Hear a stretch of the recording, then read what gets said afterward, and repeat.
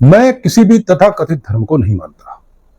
मुझे किशोर अवस्था में ही समझ आना शुरू हो गया था कि भगवान, शैतान, स्वर्ग, नरक, परियां, जलपरियां, जिन्न, भूत सब बचकानी कल्पनाएं हैं।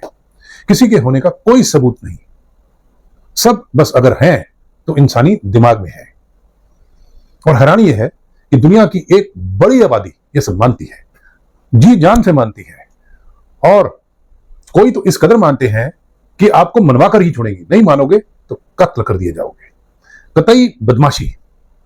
और इन मान्यताओं को, विश्वासों को रिलीजन कहा जाता है। इन मान्यताओं पर समाज खड़े हैं। लोगों का जीना मरना, शादियां, ब्याह, सब में इस तरह की मान्यताएं शामिल हैं, आच्छादित हैं। आदमी पैदा होगा तो मंत्र पढ़े जाएंगे, मरेगा तो मंत्र पढ़े जाएंगे, देवी देवता बुलाए जाएंगे, सब काल्पनिक। मेरा मानना यह भी है लेकिन कि हर एक को ईश्वर, अल्लाह, वाहिगुरु जो मर्जी मानना हो, आजादी होनी चाहिए। आस्तिकता की आजादी होनी चाहिए और नास्तिकता की भी आजादी होनी चाहिए। धर्म निहायत निजी मामला होना चाहिए और आजादी बस वहीं तक जहां तक दूसरे की आजादी में खलल ना पड़ती हो। लाउड स्पीकर बंद, सड़कों का दुष्प्रयोग बंद, कोई लंगर नहीं, कोई नमाज, कोई शोभा यात्रा सड़क पर नहीं।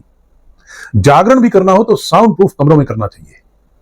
नमाज की कॉल करने के लिए एसएमएस प्रयोग करें या कुछ भी और, जिससे बाकी समाज को कोई दिक्कत ना हो। और स्कूलों में भगवान की कोई प्रार्थना नहीं।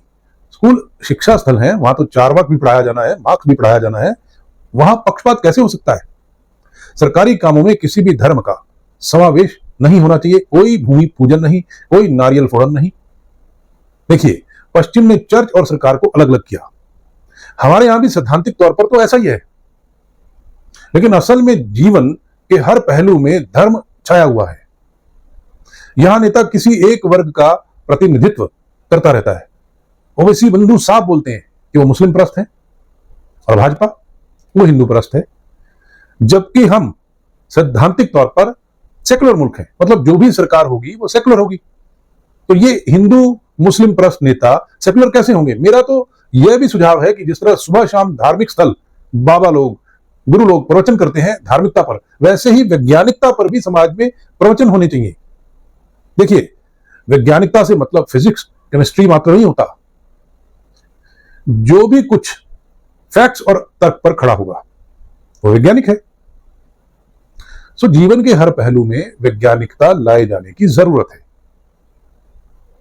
तो मित्रों, ये थे चंद सुझाव, बाकी फिर आगे। नमस्कार।